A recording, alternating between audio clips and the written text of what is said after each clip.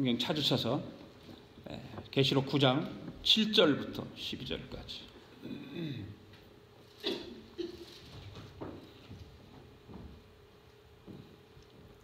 (7절부터) 9장 7절부터 12절까지 같이 합독하십니다. 시작.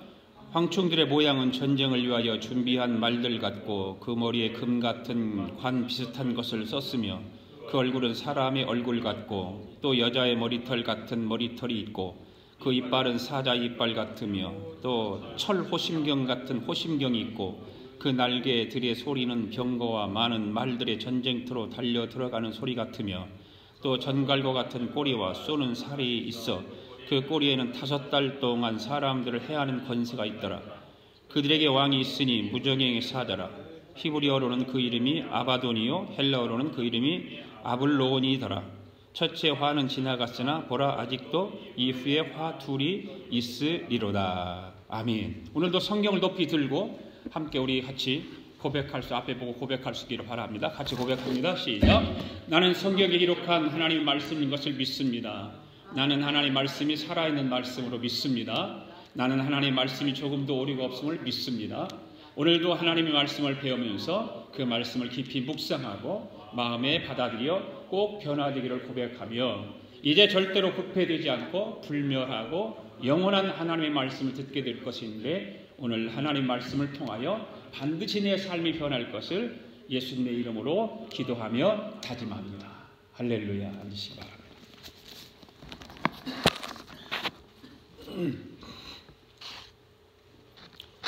오늘부터 다시 요한계시록을 시작합니다.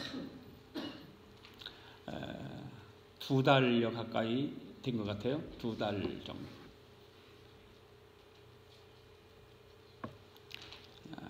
그래서 2달 만에 다시 하니까 저도 감각을 다 놓쳐버리고 잊어버리고 그래서 지난 설교했던 원고들을 다시 뒤져보고 또 영상도 보고 이러면서 다시 이제 리마인을 하고 또 감각을 찾기 위해서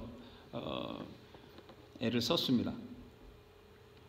오늘부터 다시 요한계시록서로 이제 그래서 들어가 보겠는데 여러분들은 그동안에 들었던 요한계시록의 말씀들이 기억나세요?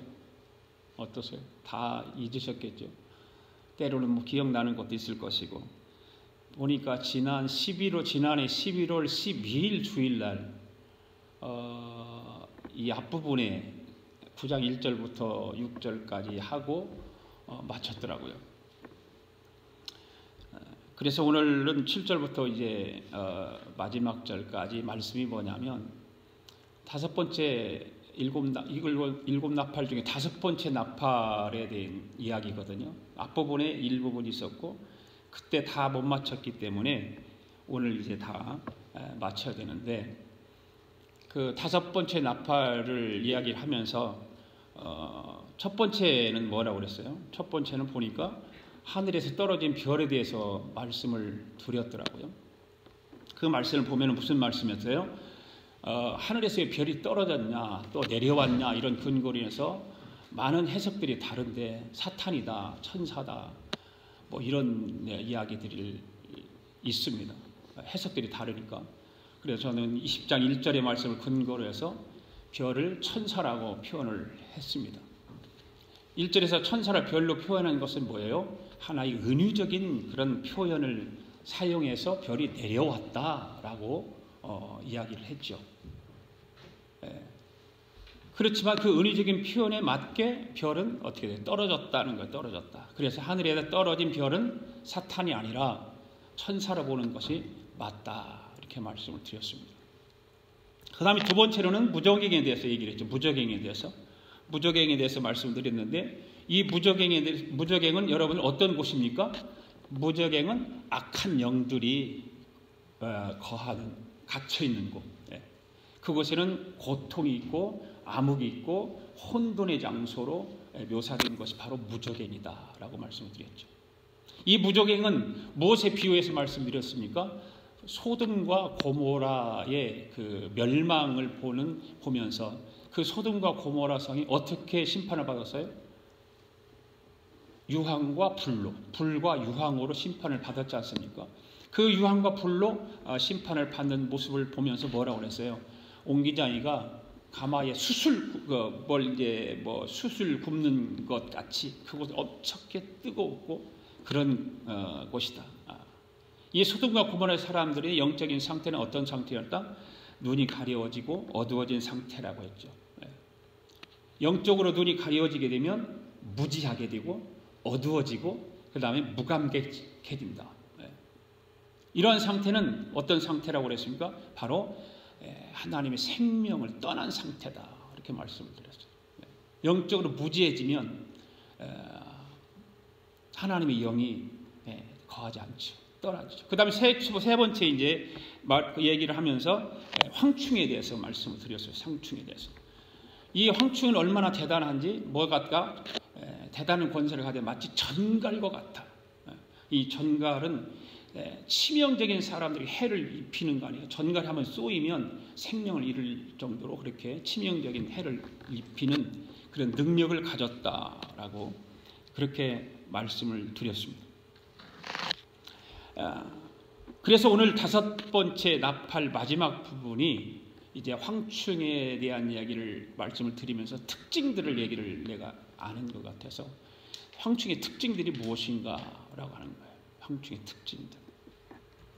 자, 오늘 황충의 특징들을 좀 말씀을 드리면서 그 황충의 특징들이 가지고 있는 것들이 무엇인가 그런 것을 이야기하려고 합니다. 자, 오늘 본문으로 다시 한번 돌아가서 한번 본문의 말씀을 한번 다시 한번 읽어봅시다. 시작. 황충들의 모양은 전쟁을 위하여 준비한 말들 같고 그 머리에 금 같은 관 비슷한 것을 쓰며 그 얼굴은 사람의 얼굴 같고 또 여자의 머리털 같은 머리털이 있고 그 이빨은 사자같이 이빨 같으며 또 철 호심경 같은 호심경이 있고 그 날개들의 소리는 병거와 많은 말들이 전쟁으로부터 달려 들어가는 소리 같으며 또 전갈과 같은 꼬리와 쏘는 살이 있어 그 꼬리에는 5달 동안 사람들을 해하는 권세가 있더라. 그들에게 왕이 있으니 무적행의 사자라. 히브리어로는 그 이름이 아바도니오, 헬라어로는 그 이름이 아블로니오더라. 첫째 화는 지나갔으나 보라 아직도 이후에 화 둘이 이르리로다. 이거 오늘 본문의 말씀이에요. 이 본문의 말씀. 지난번에 말씀을 드릴 때 황충을 뭐라고 그랬나요? 황충을 다른 말로 메뚜기라고 그러죠. 메뚜기. 성경을 보게 되면 메뚜기 재앙을 이야기하는 성경들이 있죠. 제일 우리가 여러분들이 기억하는 것, 메뚜기 재앙이 어디 있어요? 출애굽기에서 모세가 그 애굽 왕 바로에게 그렇게 대항을 하고 하다가 메뚜기 재앙을 통해서 하나님의 살아계신 보여주는 그런 걸 보죠. 그리고 요엘서에도 보면 황충에 의해서 황폐하게 될 이스라엘의 이미지를 이렇게 나타내는 말들이 있죠. 이 성경을 보게 되면 이 황충 메뚜기에 대해서 많은 설명을 하고 있어요. 그래서 오늘은 이제 그 황충의 특징을 이야기하면서 성경을 좀 많이 찾아야 되는데 성경을 여러분들이 찾으면 더 좋지만 시간이 많이 가니까 앞을 보면서 성경을 같이 한번 읽으면서 우리가 한번 생각해 보기를 원합니다. 사사기 6장 먼저 한번 봅니다. 사사기 6장 1절부터 5절까지 시작. 이스라엘 자손이 또 여호와의 목전에 악을 행하였으므로 여호와께서 7년 동안 그들을 미디안 손에 넘겨주시니 미디안의 손이 이스라엘을 이긴지라. 이스라엘 자손이 미디안으로 말미암아 산에서 웅덩이와 굴과 산성을 자기들을 위하여 만들었으며 이스라엘이 파종할 때에 미디안과 아말렉과 동방 사람이 치러 올라와서 진을 치고 가사에 이르도록 토지 소산을 멸하여 이스라엘 가운데에 먹을 것을 남겨두지 아니하며 양이나 소나 나귀도 남기지 아니하니 이는 그들의 짐승과 장막을 가지고 올라와 메뚜기 떼 같이 많이 들어오니 그 사람과 낙타가 무수함이라. 그들이 그 땅에 들어와 멸이라 하니. 자, 이 말씀을 보면 뭔 단어가 나와요? 메뚜기가 나와요. 메뚜기가. 네. 여러분 여기서 미디안이 나오는데 미디안을 뭘로 지금 묘사하고 있어요? 미디안 메뚜기 떼로 묘사를 하고 있어요. 미디안을.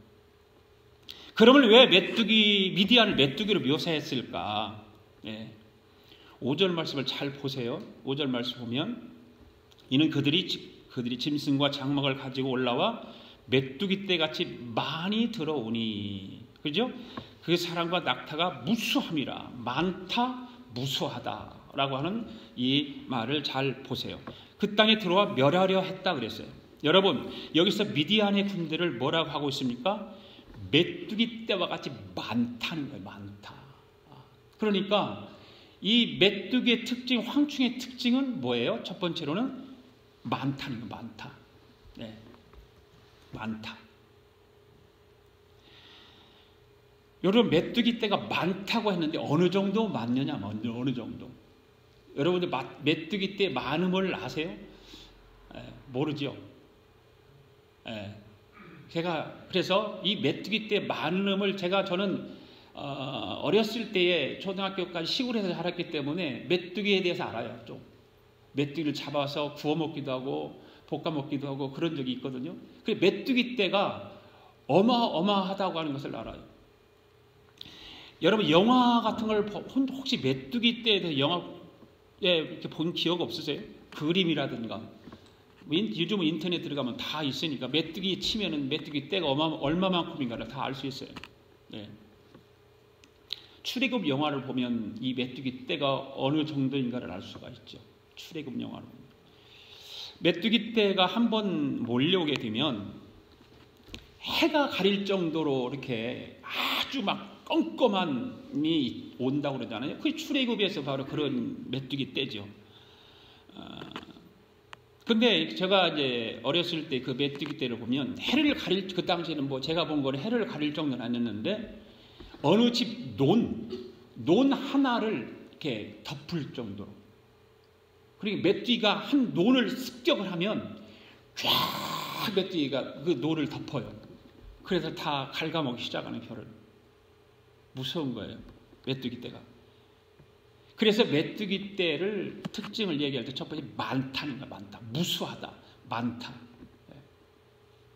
하나님께서 이 미디안 군대를 메뚜기 떼로 묘사한 것은 미디안 나라는 아주 양심이 없는 나라거든요. 군대를 한번 동원해서 뭐 연대 사단을 동원해 가지고 이스라엘을 괴롭히는 거예요. 괴롭히는 뭐 어떻게 괴롭히냐면 농사를 다 지어놓고 추수할 때쯤 되면 이 미디안 군대가 와서 이스라엘 사람들이 지어놓은 농사를 다 걷어가요.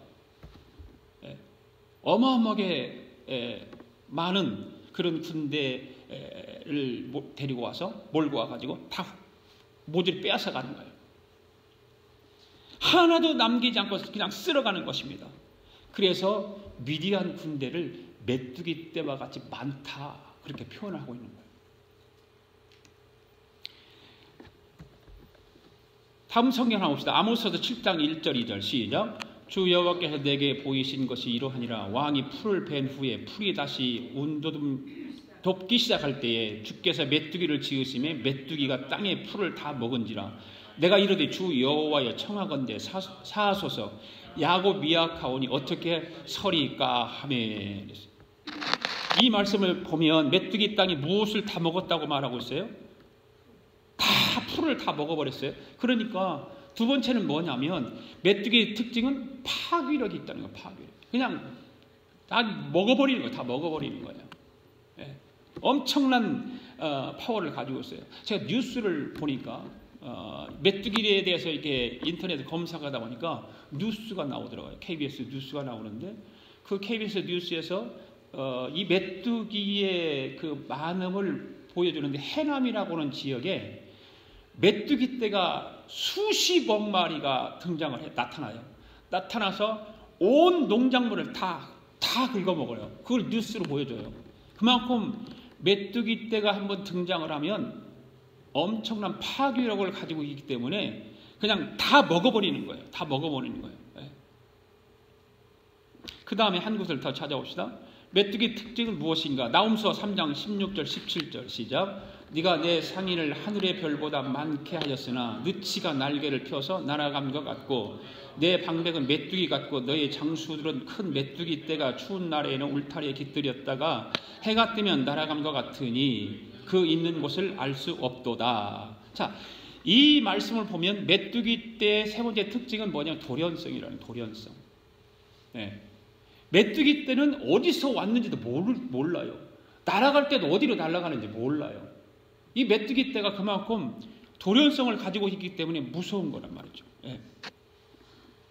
이 말씀은 느치가 나와요. 느치. 내가 상인들의 하늘의 별보다 많게 하시니 느치가 날개를 펴서, 바로 느치가 뭐라고 그랬어요? 바로 황충의 메뚜기 떼, 메뚜기과에 속한 메뚜기 같은 것이 느치예요. 느치. 그러니까 황충, 메뚜기, 느치, 이건 다 똑같은 거예요. 똑같은 거예요. 제가 어렸을 때에 그 메뚜기 떼 가운데에 풀무치라고 하는 게 있어요. 풀무치. 권사님 들어보세요? 도시 풀무치. 그 메뚜기 중에서 풀무치라는 메뚜기가 있어요. 그 풀무치는 더 강해요. 강해.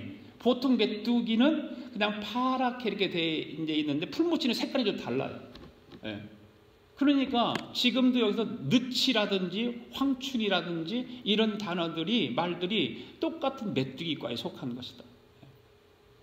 여러분, 지금 나음서에서 메뚜기를 어떻게 묘사하고 있어요? 내 방백을 메뚜기 같고, 그렇죠? 장수들은 큰 메뚜기 떼가 추운 날에 울타리에 깃들였다가 해가 뜨면 날아간 것 같으니 그 있는 곳을 알 수 있다 없다? 알 수 없도다. 이렇게 말하고 있어요. 없도다. 그러니까 메뚜기의 특징을 여기서 뭐라고 말하고 있어요? 울타리에 깃들였다가 해가 뜨면 날아가는데 어디로 와서 어디로 날아가는지를 모른다는 거죠. 그래서 돌연, 메뚜기는 돌연성이 있어요. 돌연성. 자, 이 세 가지 메뚜기의 특징에 대해서 세 가지를 말씀드렸죠. 세 가지 특징이 뭐였어요? 아주 많다. 파괴력이 강하다. 그 다음에 돌연성이 있다. 메뚜기의 특징이 세 가지예요. 자, 오늘 본문의 7절 말씀으로 다시 돌아갑니다. 읽습니다. 시작. 황충들의 모양은 전쟁을 위하여 준비한 말들 같고 그 머리에 금 같은 관 비슷한 것을 썼으며 그 얼굴은 사람 얼굴 같고. 자, 이 본문을 보면서, 자, 사진 한번 봅시다. 메뚜기 떼, 이게 메뚜기예요. 이게 메뚜기거든요. 다 달라 보이잖아요. 그렇죠? 그리고 얼굴을 보면 7절 말씀 같이 똑같아요.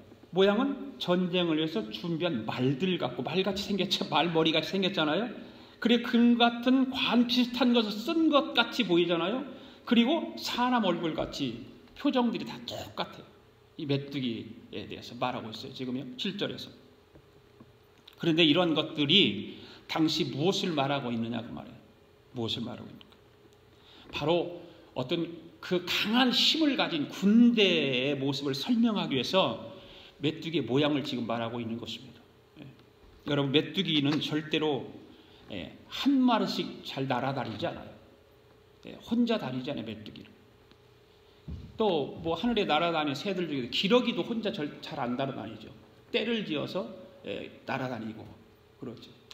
그 하늘에 날아다니는 새들은 그렇게 뭐 이동을 많이 하는 새들은 혼자 절대 다니지 않고 떼를 지어서 다닌단 말이에요. 그 메뚜기도 한 마리씩 절대 날아다니잖아요. 그냥 집단적으로 한 농가를 덮을 정도로 무리를 지어서 날아다니는 것입니다. 그러니까 군대가 연대급이나 사단급이나 막 인원이 많잖아요. 10,000명, 몇만 명 되는 거니까 엄청나게 많죠. 사단급쯤이요. 그래서 이 7절의 말씀은 메뚜기 떼에 대해서 메뚜기가 어떤 모습을 가지고 있는가를 말씀하고 있습니다. 자, 8절에서 10절 말씀 또 보겠습니다. 시작. 또 여자의 머리털 같은 머리털이 있고 그 뺨은 사자 이빨 같으며 또 철 호심견 같은 호심경이 있고 그 날개들의 소리는 병거와 많은 말들이 전쟁터로 달려 들어가는 소리 같으며 또 전갈과 같은 꼬리와 쏘는 살이 있어 그 꼬리에는 5달 동안 사람들을 해하는 권세가 있더라. 7절 앞으로 한 절이 7절 읽었고 7절부터 10절까지 쭉 이렇게 보면 황충들이 이게 모습이 지금 기록하고 있는 거 아니에요. 황충들이 어떤 메뚜기가 어떤 모습을 하고 있는가. 그런데 이 메뚜기는 이미 말씀드린 대로 자연 그대로의 메뚜기도 아니고 그렇다고 해도 사람도 아니기 때문에 사도 요한이 그 특성을 나타내기 위해서 무려 9번이나 무슨 말을 썼냐면 같다, 비슷하다 이런 말을 써요. 같다, 비슷하다. 그리고 우리는 이러한 사도 요한의 기록을 통해서 대체적으로 무적행에서 나온 그 황충들은 그 성격이 매우 어떻다? 공격적이다. 공격적이다. 그리고 전투적이고 치명적인 그 전갈 같은 그런 치명적인 독과 파괴력을 지니고 있다는 거예요. 그리고 그럼에도 불구하고 어떤 지성이나 매력을 지니고 있음을 알 수 있어요. 그렇죠? 머리털은 여자의 머리털 같고 이빨은 사자 이빨 같고 이런 말들을 보세요. 잘 보세요. 보면 그 모습이 사람을 좀 유혹하는 그런 모습들로 또 다가오고 있다. 아름다운 매력적인 모습. 그들의 말 또한 매우 달콤하고 그럴듯하게 들리는 그런 말들. 그리고 8절에서 보면 여자의 머리털 같은 머리털이 있다고 했는데 이는 뭐예요? 사단의 세력이 주는 매력을 상징하는 그런 말이잖아요. 사단은 절대로 우리를 향해서 그냥 악한 것으로만 유혹하지 않는다. 다가오지 않는다. 이런 여자의 아름다운 모습으로도 우리에게 다가온다. 부드러운 모습으로도 사단은 우리 앞에 다가온다는 거예요. 그 매력을 상징해 주는 이야기죠. 그리고 9절에서 보면 철호심경 같은 호심경이 있다. 호심경이 여러분 뭔지 아세요? 호심경. 방패요, 방패. 가슴에 붙이는 방패. 갑옷으로 자신을 방어하는 그런 것이 바로 철호심경. 철갑옷 그런 거죠. 그 10절을 보면 뭐라고 그랬어요? 또 전갈과 같은 꼬리와 쏘는 살이 있어 그 꼬리는 5달 동안 사람을 해하는 권세가 있더라. 여기서 전갈의 꼬리와 쏘는 살이라고 하는 그 황충으로 상징되는 그 사탄의 세력이 주는 치명적인 고통, 해악 이런 것을 나타내는 상징적인 표현이죠. 사탄은 우리에게 무섭게 때로는 이런 치명적인 해를 끼치는 모습으로 다가오고 때로는 선한 모습으로 부드러운 모습으로 우리에게 다가오기도 한다 그 말이에요. 우리가 지난 시간에 생명을 떠나 있는 자들의 고통에 대해서 말씀을 드렸습니다. 기억나십니까?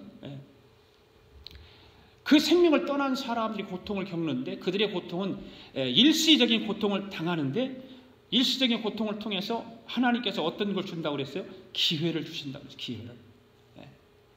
회개하고 돌아오는 기회를 주시네요. 깨닫게 하는 기회를 주세요. 그런데 하나님께서 그렇게 기회를 주심에도 불구하고 끝까지 하나님의 부르심에 거절하는 사람들이 있는 거죠. 그 거절하는 사람들은 영원히 죽지 않는 사망, 음부가 기다리고 있다. 그런 말씀을 드렸었죠. 유황불이 대기하고 있는 그런 곳으로 하나님은 보낸다. 그런데 11절 말씀을 한번 읽어봅시다. 11절 말씀 시작. 그들에게 왕이 있으니 무적행의 사자라. 히브리어로 그 이름이 아바돈이요 헬라어로는 그 이름이 아볼론이었더라. 이 11절을 보면 황충에게 있는 왕의 이름이 나오잖아요. 그렇죠? 이게 여기 지금 왕의 이름이 이거든요. 그리고 히브리어로는 뭐예요? 히브리어로는 아바돈이고 헬라어로는 아볼론이다. 이렇게 표현하고 있어요. 여기서 아바돈이라고 하는 그 왕의 표시는 뭐냐면 파괴력이 있다, 멸망을 의미하는 히브리어입니다. 그리고 아볼론이라고 하는 말은 파괴자다, 살인자다고 하는 의미를 헬라어로 가지고 하는 거예요. 그리고 뭐라고 그랬어요? 그 이름은 그들에게 왕이 있으니 그들이 누구예요? 그들이 누구예요? 황충이죠. 메뚜기죠. 그들에게 왕이 무적행의 사자라 그랬어요. 그리고 히브리어로 아바돈이고 헬라어로는 아볼론이었더라.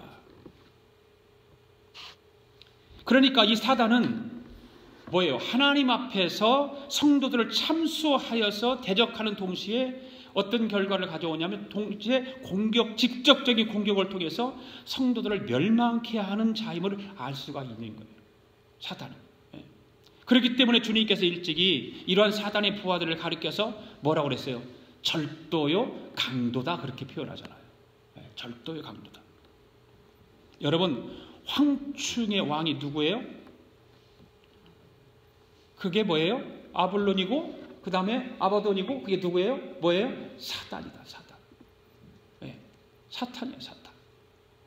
자, 이거를 이해를 하기 위해서 우리는 성경을 또 찾아보고 누가복음 8장 30절 33절 시작. 예수께서 내 이름이 무엇이냐 들으신 적 이르되 군대라 하니 이는 많은 귀신이 들렸습니다. 무저갱으로 들어가라 하지 마시기를 간구하더니 마침 그곳에 많은 돼지떼가 산에 먹고 있는지라. 귀신들이 그 돼지에게로 들어가게 허락을 하심을 간구하니 이에 허락하니 귀신들이 그 사람에게서 나와 돼지에게로 들어가니 그때가 비탈로 내려 달아 호수에 들어가 몰사하거늘. 여기 귀신이 나오잖아요. 귀신이 어디에 들어가기 싫어해요? 무저갱에 들어가기 싫어하는 거예요. 귀신. 무저갱. 그런데 이 귀신이 어느 인격 안에 들어간 거예요. 이 그냥 귀신이 아니라 무슨 귀신이에요? 군대 귀신이에요. 군대 귀신. 군대 귀신이 어느 인격 안에 들어갔습니다. 그런데 여러분 이 군대 귀신들이 무엇을 제일 무서워하냐면 무저갱을 무서워한다. 무저갱.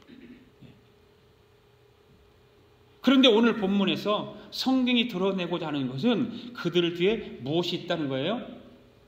왕이 있다는 거. 왕. 그들을 뒤에서 조종하는 왕이 있다는 거죠. 그거를 다른 말로 뭐라고 그래요? 배후 세력이라고 그래요. 배후 세력. 그러잖아요. 우리 정치인들 무슨 일이 터지면 그런 얘기 하잖아요. 네 뒤에 분명히 누가 있다. 그래 맨 위에 있는 사람을 잡으려고 막 하는 거예요. 그게 배후 세력 아니에요. 뒤에 조절하는 거, 조종하는 거예요. 이렇게 해라, 저렇게 해라.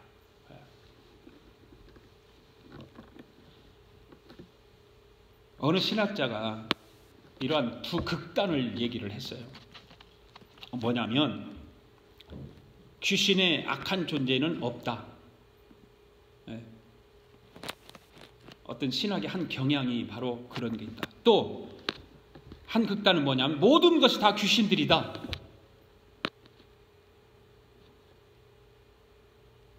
그렇게 이야기를 하죠.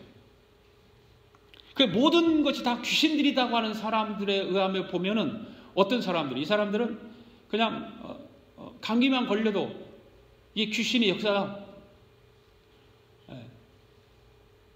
공을 차다가 넘어져가지고 무릎이 깨졌는데 이것도 귀신의 역사다. 이렇게 표현해. 모든 것을 다 귀신의 역사로 연결해서 얘기하는 거죠.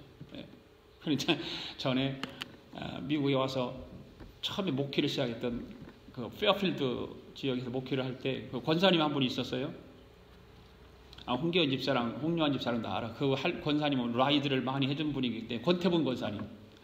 권태문 권사님이 그분이 이제 한국으로 가셨다고 그러더라고요. 그런데 그분은 감기 걸려 재치기를 하잖아요. 재치기를 하면서 뭔 소리를 하냐면 사탄아 물러가라 그래요.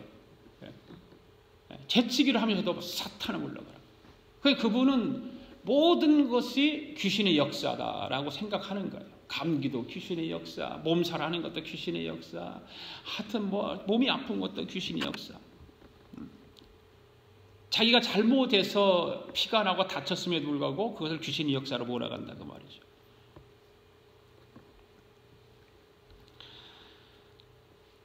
그런데 우리가 중요한 걸 생각해야 될 것은 뭐냐면 악한 영의 존재가 존재하고 있냐 없느냐 그 말이에요. 있습니까 없습니까 여러분? 악한 영이 존재합니까 안 합니까? 존재하지요. 왜 안 해요? 존재하는 거예요. 분명 그건 존재해요.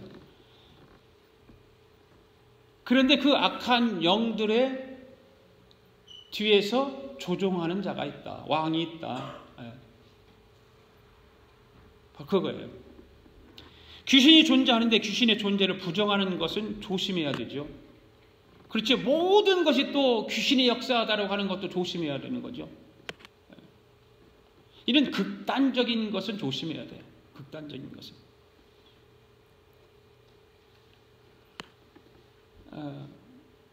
성경 가운데 우리는 개역 개정을 쓰잖아요. 또 개역 성경을 쓰는 데 있잖아요. 미국 사람들 킹제임스 쓰는 사람도 있고 또 NIV 쓰는 사람도 있고 REV인가도 쓰는 사람이 있잖아요. 그런데 킹제임스 한국 버전을 쓰는 분들은 좀 극단적이에요. 왜 그러냐면 개역 개정판을 다 마귀로 몰아가요. 그러니까 극단주의자죠. 굉장히 극단주의자. 그런 극단적으로 가면 굉장히 어떤 문제가 많이 있습니다. 오늘 우리가 분명히 알아야 하는 것은 어둠의 세력은 분명하게 있다는 거예요. 그런데 그 뒤에서 반드시 누가 있다 그 말이에요. 어둠의 세력 가운데 뒤에서 조종하는 자가 있다. 그들을 조종하고 참수하고 공격하도록 조종하는 왕이 있다는 사실을 알아야 됩니다. 이것이 바로 사탄이다. 사탄이다.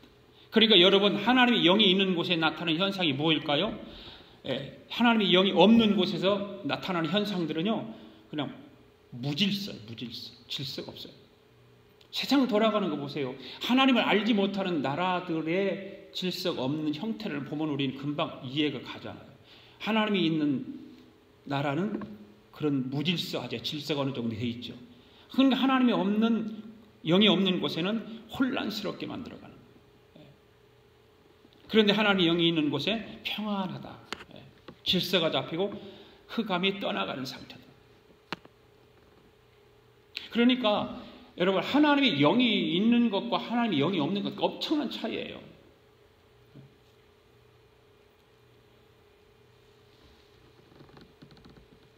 여러분 안에 하나님의 생명이 있음을 믿습니까? 할렐루야. 어떻게 하나님의 생명이 있음을 믿을 수 있어요? 여러분 안에 하나님의 생명이 있다는 거 어떻게 믿을 수 있어요? 바로 예수님의 보혈의 피를 의지함으로 말 구원받은 것을 확신하면 하나님의 영이 내 안에 있는 거예요. 네. 다 있잖아요. 다. 네. 자, 다시 성경 한번 찾아봅시다. 요엘서 한번 찾아봅시다. 요엘서 1장 1절 2절 3절 시작. 부두엘의 아들 요엘에게 임한 여호와의 말씀이라. 늙은 자들아 너희는 이것을 들을지어다. 땅의 모든 주민들아 너희는 귀를 기울일지어다. 너희의 날에 너희 조상들의 날에 이런 일이 있었느냐? 너희는 이를 너희 자녀에게 말하고 너희 자녀는 자기 자녀에게 말하고 그 자녀는 후세에게 말할 것이니라. 팥중이가 남긴 것을 메뚜기가 먹고 메뚜기가 남긴 것을 느치가 먹고 느치가 남긴 것을 황충이 먹었도다. 이 4절 말씀이 굉장히 중요한 말씀이죠. 이 말씀이 뭐예요? 팥충이가 남긴 것을 뭐가 먹어요? 메뚜기가 먹고, 그 다음 메뚜기가 남긴 것을 뭐가 먹어요? 느치가 먹어요. 느치가 남긴 것을 뭐가 먹어요? 황충이 먹어요. 이 말의 뜻은 뭐예요? 이 말의 뜻이 뭐예요? 다 이것이 먹은 건 저것이 먹고 저것이 먹은 건 이것이 먹고 이것이 먹은 저것이 먹고, 이 뜻은 뭐예요? 다 먹어버렸다. 다 먹어버렸다. 그거 아니겠습니까? 다 먹어버렸어요. 먹을 것이 없어요. 사람이 먹어야 되는데 먹을 것이 없어. 여러분, 먹을 것이 없으면 어떻게 해요? 먹을 것이 없으면 배고픈 건 둘째치고 먹을 때 뭐가 있어요? 먹을 때 즐거움이 있잖아요. 그렇잖아요. 먹을 때 즐거운 거예요. 그냥 먹을 것이 없다는 것은 즐거움이 없다는 얘기예요. 기쁨이 없다는 거예요.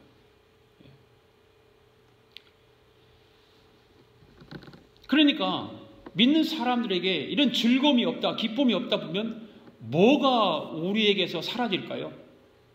바로 하나님을 예배하는 삶이 사라지는 거예요. 즐거움이 없으면, 기쁨이 없으면 예배가 없어지는, 예배가 사라지는 거예요. 다시 요엘서 봅시다. 8절에 12절 시작. 너희는 처녀가 어렸을 때에 약혼한 남자로 말미암아 굵은 배로 동이고 애곡함같이 할지어다. 소재와 전제가 여호와의 성전에서 끊어졌고 여호와께서 수종드는 제사장은 슬퍼하도다. 밭이 황무하고 토지가 마르니 곡식이 떨어지며 새 포도주가 말랐고 기름이 다하였도다. 농부들아 너희는 부끄러워할지어다. 포도원을 가꾸는 자들아 곡할지어다. 이는 밀과 보리 때문이라. 밭의 소산이 다 없어졌음이로다. 포도나무가 시들었고 무화과나무가 말랐으며 석류나무와 대추나무와 사과나무와 밭의 모든 나무가 다 시들었으니 이러므로 사람의 즐거움이 말랐도다. 그렇죠. 다 지금 없어졌어요. 애곡하고 없어졌어요. 이 말씀을 잘 보면 하나님을 예배하는 예배가 끊어지고 사람들이 희락이 즐거움이 말라지는 이런 현상들이 나타난다는 것을 얘기하고 있는 거예요. 여러분, 하나님을 예배하는 것이 끊어진다고 하는 것은 그 당시 현상이 이러한 상태를 말하고 있는가 하면 어떤 상태를 말하고 있을까? 그 당시에 사람들의 상태가 어떤 상태였길래 요엘서에서 이런 말씀을 하고 있을까? 하나님을 예배하는 일이 진실이 없었다. 참된 예배가 없었다. 그 말이에요. 형식화된 예배, 그런 예배 드렸다. 그 말입니다. 참 마음을 가지고 진실된 마음을 가지고 하나님을 신령과 진리로 예배를 드려야 되는데 그런 것들은 다 온데간데 없고 형식적인 모습만 가지고 하나님 앞에 나와서 예배를 드리는 모든 것이 마치 뭐 같다고 말하고 있어요? 바로 마치 메뚜기 떼가 모든 것을 쓸고 지나간 것처럼 황폐하다. 아무것도 없는 그 껍데기만 남아있는 것 같은 그런 마음을 가지고 예배한들 하나님의 예배를 받으시겠는가? 하나님 예배를 안 받으신다는 거예요. 말라기서 보세요. 1장 10절 시작. 만군의 여호와가 이르노라 너희가 내 제단 위에 헛되이 불사르지 못하게 하기 위하여 너희 중에 성전문을 닫을 자가 있었으면 좋겠도다. 내가 너희를 기뻐하지 아니하면 너희가 손으로 드리는 것을 받지도 아니하리라. 누구 말씀이에요? 하나님께서 말씀하시는 거예요. 형식화된 예배, 진실함이 없고 간절함이 없고 정말 하나님을 향한 뜨거운 마음이 없이 드리는 예배를 하나님이 NO 하신다는 거죠.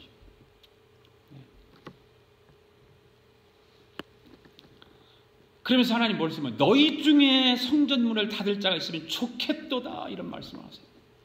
좋겠도다. 이 예배는 이 말씀은 뭐예요? 하나님께 예배를 거부하신다 그 말입니다. 거부하신다. 여러분이 왜 하나님께서 예배를 거부하십니까? 예배에 참된 마음이 없다는 거예요. 정말 하나님을 향한 그 참된 마음이 없다는 거예요. 하나님께서 그 예배를 거부하신다. 예배의 제도를 누가 만들었어요? 하나님이 만들었잖아요. 예배의 제도를 하나님이 만들었어요. 그렇죠? 그 하나님이 만들었어요. 그런데 하나님께서 거부하는 거예요. 여러분, 왜 하나님께서 예배를 거부하실까요? 왜 거부하세요? 바로 신령과 진리로 드리지 않기 때문에 하나님 거부하신다. 바로 신령과 진리로 드리지 않는 예배가 바로 황폐케 되는 예배라는 거예요. 그러니까 우리 마음이 황폐케 된 마음을 가지고 하나님 앞에 예배하면 하나님 받으시겠느냐? 안 받으신다.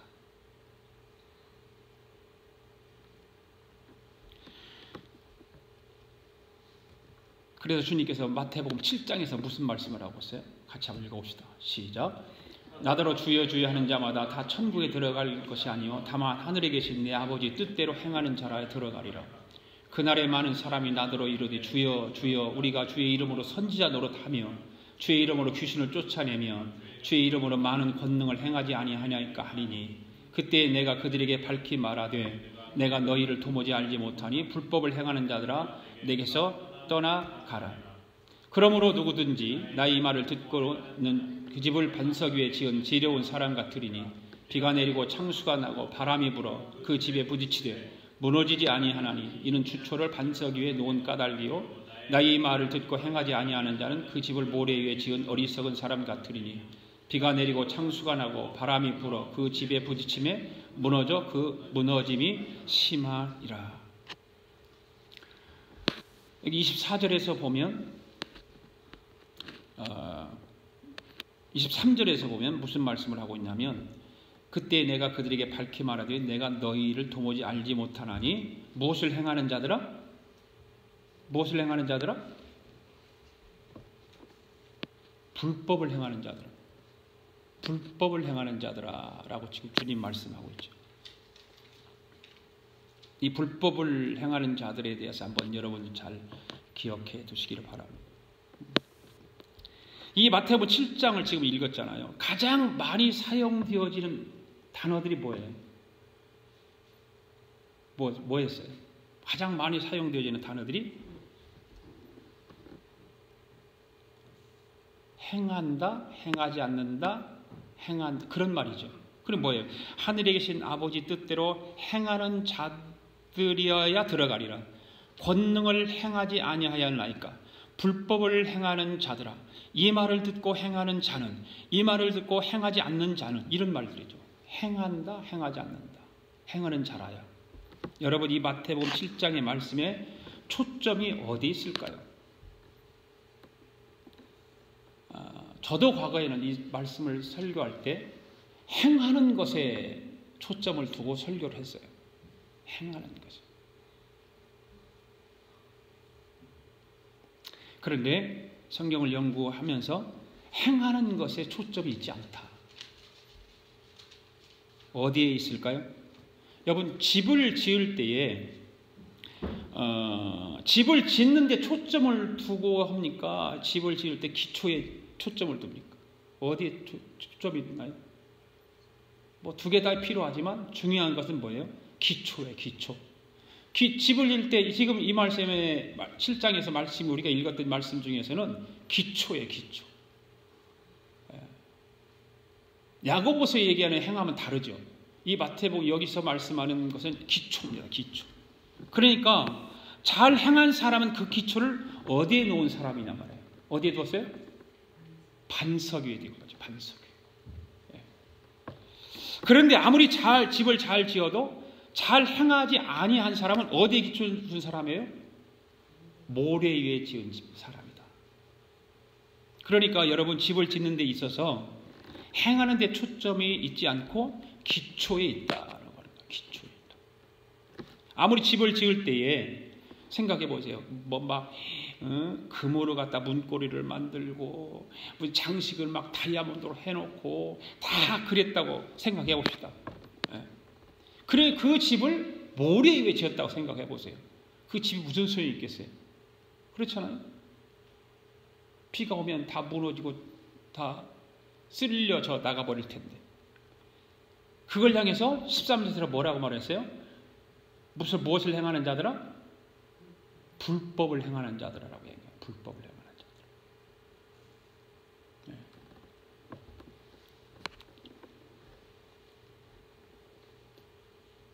오늘날 우리가 믿는 기독교를 생각할 때 어디로 가고 있는가?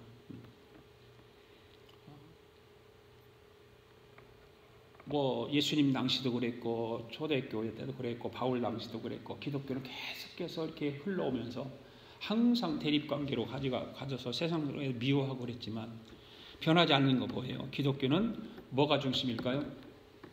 예수님이 중심 아니에요? 예수님이 중심이에요. 예수 그리스도를 빼면 기독교 아니에요. 그래, 이단을 구분할 때 바로 그런 부분에서 구분을 하잖아요.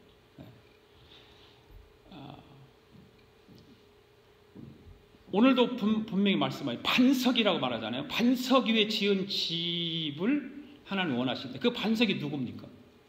예수님이잖아요. 바로 반석이 예수님이에요. 그러니까 우리의 반석 되시는 예수 그리스도를 통하지 않는 인생의 설계는 무엇을 행하는 것과 똑같다? 불법을 행하는 것과 똑같다. 바로 그거예요. 예수 그리스도를 통해서 우리 인생의 설계를 지어야 돼요. 집을 지어야 돼요. 인생의 집을 지어야 되는 거예요. 예수 그리스도를 통하지 않으면 불법이라는 거예요. 성경을 그걸 말하고 있는 거예요. 성경에서. 그러니까 온 세상의 모든 키는 뭐다? 예수 그리스도다. 온 세상의 모든 키는 예수 그리스도다. 인류 역사는 예수 그리스도 중심으로 되어 있다. 아멘? 예. 오늘 우리가 듣고 있는 이 계시록의 말씀들이 모두가 이 이야기를 하고 있는 거 아니에요? 다 이야기를 하고 있는 거예요. 우리가 살아가는 세상에서 행하다 행하지 않는다에서 다 보면 무엇으로 가고 있어요? 그것이 과거 구약에서 말하고 있는 율법으로 가고 있다. 율법으로. 율법의 잣대를 가지고 자꾸 이야기를 하는 거예요. 그것이 바르지 않다는 얘기는 아니죠. 중요하죠. 믿는 사람, 예수 믿는 사람들은 그 율법적인 것을 다 지켜야 되고 바르게 살아야 돼요. 그러나 이 말씀은 바로 마태복음 7장의 말씀은 어디에? 기초에 두고 있다. 기초에. 기초가 흔들려 버리면 반석 위에 세우지, 기초가 뭐 예수 그리스도인데 그 예수 반석 되시는 예수 그리스도 위에 세우지 않으면 불법이다. 그러니까 저와 여러분의 인생의 집을 반석이신 예수 그리스도에 지은 집이냐 아니면 모래 위에 지은 집이냐라고 할 때에 모래 위에 지은 인생의 집이라면 그 집은 불법 건물이다 그 말이에요. 네. 이해 가십니까 여러분? 자, 그 말씀을 연결해서 다시 한번 우리가 로마서 말씀을 찾아봅시다. 로마서 1장 28절에서 32절까지 시작.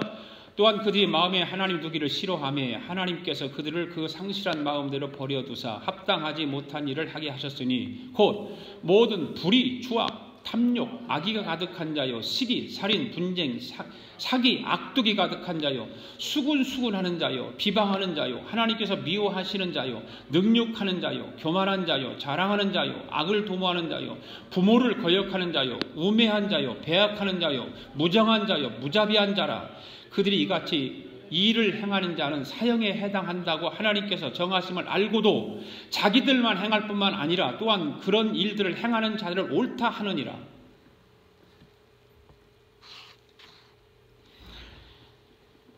마태복음 7장에서는 불법을 행하는 자들이라고 했어요. 그렇죠? 그 불법이 뭐예요? 불법이. 로마서 1장 지금 읽어봤는데 뭐라고 말하고 있어요? 불법이 뭐라고 말하고 있어요? 바로 예수 그리스도 위에 기초를 두지 않는 것이 불법이라는 거예요. 하나님과의 관계가 끊어져서 살아가는 모든 삶의 시작을 불법이라고 말하는 거예요. 아까 찬양 우리가 불렀죠. 나의 안에 거하라 나는 너의 하나님이니. 이 말씀이 이 찬양을 우리가 알잖아요. 바로 하나님 안에 거하지 않는 삶, 불법이라는 거죠.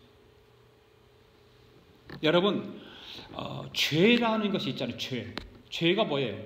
죄. 그 죄는 좀 윤리적인 죄, 세상적인 죄, 율법적인 죄, 아니면 우리 복음 안에서 죄 달라요. 성경에서 말하는 죄는 무엇일까?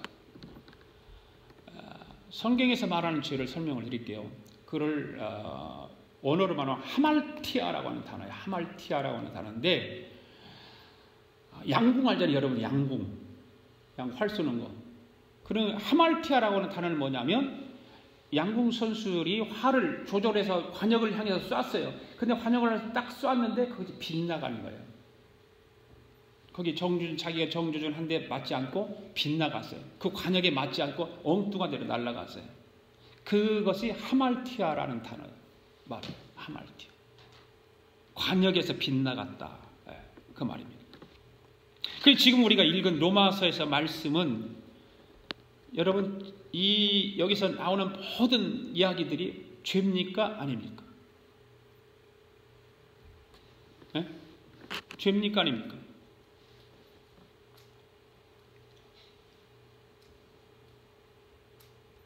이 하말티아라고 하는 단어를 생각해 보면 이것은 죄가 아니다. 네, 죄가 아니다. 그럼 뭐냐? 죄를 지은 증상들이 이르다. 그거예요. 이해가세요?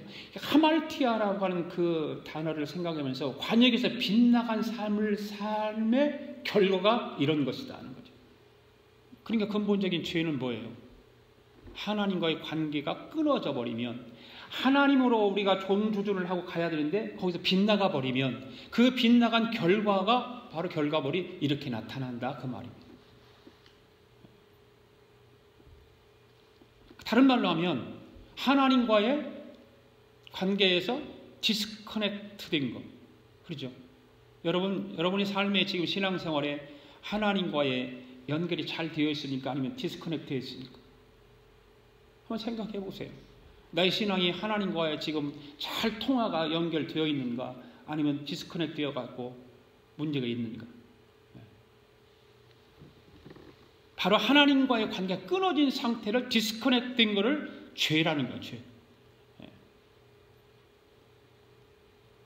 그리고 그 말을 반대로 말하면 예수 그리스도와의 접붙임을 상태에서 바로 그를 향해서 의라고 얘기하는 의라. 죄가 아니라 그것이 의다. 그래서 예수님께서 포도나무 비유를 말씀하시잖아요. 포도나무 비유. 어떤 말씀을 하세요? 거기도 한번 읽어봅시다. 포도나무 비유. 요한복음 15장 4절 시작. 내 안에 거하라 나도 너희 안에 거하리라. 가지가 포도나무에 붙어있지 아니하면 스스로 열매를 맺을 수 없음 같이 너희도 내 안에 있지 아니하면 그러하리라. 나는 포도나무여 너희는 가지라. 그가 내 안에 내가 그 안에 거하면 사람이 열매를 많이 맺나니 나를 떠나서는 너희가 아무것도 할 수 없음이라. 사람이 내 안에 거하지 아니하면 가지처럼 밖에 버려져 마르나니 사람들이 그것을 모아다가 불에 던져 사르리라. 오늘 저와 여러분이 함께 점검해야 될 것은 뭐냐? 내가 지금 반석 되시는 예수 그리스도 안에 거하고 있는가? 내가 포도나무 되시는 예수님에게 가지로서의 지금 연결되어 있는가? 붙어 있는가? 그걸 한번 생각해 보기 바랍니다. 많은 사람들은 이 포도나무 비유에서도 열매만 강조를 해요. 열매를 강조하는 것이 아니에요. 오늘 본문에서도 마찬가지잖아요. 여기서 열매를 강조하기 절대 하지 않았어요. 뭐였어요? 내 안에 거하라. 나도 너희 안에 거하리다. 포도나무에 붙어있지 않으면 스스로 열매를 맺을 수 없다는 거예요. 우리는 그런데 포도나무에 붙어있지도 않으면서 열매 맺으려고 하잖아요. 그리고 교회에서 강조가 그 열매를 포도나무에 붙어있도록 만드는 것이 그것이 교회의 역할인데 포도나무에 붙어있지도 않는데 열매만 강조한다 그 말이에요. 그게 문제가 생기는 거죠. 그럼 뭐라고 그랬어요? 내가 그 안에 거하면 그가 내 안에 내가 그 안에 거하면 사람이 열매를 맺는다. 그러면서 뭐라고 말씀해요? 나를 떠나서는 너희가 아무것도 할 수 없다. 할렐루야. 그러면서 뭐라고 그래요? 사람이 내 안에 거하지 아니하면 가지처럼 밖에 버려져 마른다. 말라버리면 사람들이 그걸 모아다가 불에 던져 불태울 것이라는 말씀이죠. 말씀을 정리하겠습니다. 오늘 본문을 보면 무저갱에서 나오는 황충과 그들을 배후에서 조종하는 왕인 사탄에 대해서 우리가 말씀을 나눴죠. 그리고 이들의 주된 공격 목표는 예수 그리스도에게 접붙여 있음을 통해서 기초라는 그런 성도들이 아니라 세상에서 불법을 행하는 예수 그리스도를 기초로 삼지 않는 그 불신자들임을 우리는 분명하게 알아야 된다. 그들을 향해서 사단은 공격한다. 사단은 그들을 향해서 문제를 일으키고 한다. 그렇기 때문에 우리는 예수 믿는 것이 자랑스럽고 또 그 오늘 말씀을 통해서 위로가 되고 또 은혜가 되는 그런 말씀들이다. 우리가 이런 말씀을 들으면서 우리가 벌벌 떨고 무서워하고 두려워하는 것이 아니라 우리가 예수 그리스도 안에 반석 되시는 예수 그리스도 안에 붙어 있기만 하면 접붙임만 되어 있으면 노프라고 합니다. 그런 말씀이죠. 따라서 우리들은 이러한 말씀들을 또 생각하고 의지하면서 마지막 때까지 우리 신앙이 흔들리지 말아야 된다. 좌로나 우로나 치우치지 않고 곧바로 관역을 향해서 달려가는 그런 믿음의 상태가 되어야 된다. 빗나가 버리면 그 빗나감을 통해서 사탄은 역시 우리를 공격해 올 것이다. 오늘 말씀에서 보듯이 비록 이들의 때는 한정되어 있긴 하지만 우리 인간 힘으로는 결코 상대할 수 없는 강력한 세력이 있다고 하는 것을 또 알아야 돼. 우리가 조금만 관역에서 빗나간 그런 신앙생활이라든가 삶을 살게 되면 사탄이 역시 틀림없이 우리에게 강한 세력을 동원해서 뒤에서 조종하는 자가 여전히 버티고 있기 때문에 그 조정들을 통해서 우리를 무참하게 또 짓밟을 수 있다는 것이죠. 이 한 주간도 우리가 살아가면서 하나님께서 우리에게 주시는 말씀, 예수 그리스도 안에서 반석되시는 예수 그리스도 안에서 우리가 힘을 얻고 살아갈 수 있기를 바라고, 포도나무 되시는 그 예수 그리스도의 가지로서의 접붙임만 완벽하게 하고 있으면 열매는 자동적으로 열려지고, 아무리 메뚜기 떼와 같은 엄청난 사탄의 세력들이 우리를 공격할다 할지라도 성령 하나님 우리를 지켜주신다. 할렐루야. 그 믿음을 가지고 이 한 주간도 승리할 수 있는 저와 여러분 될 수 있기를 바랍니다. 우리 다 일어나셔서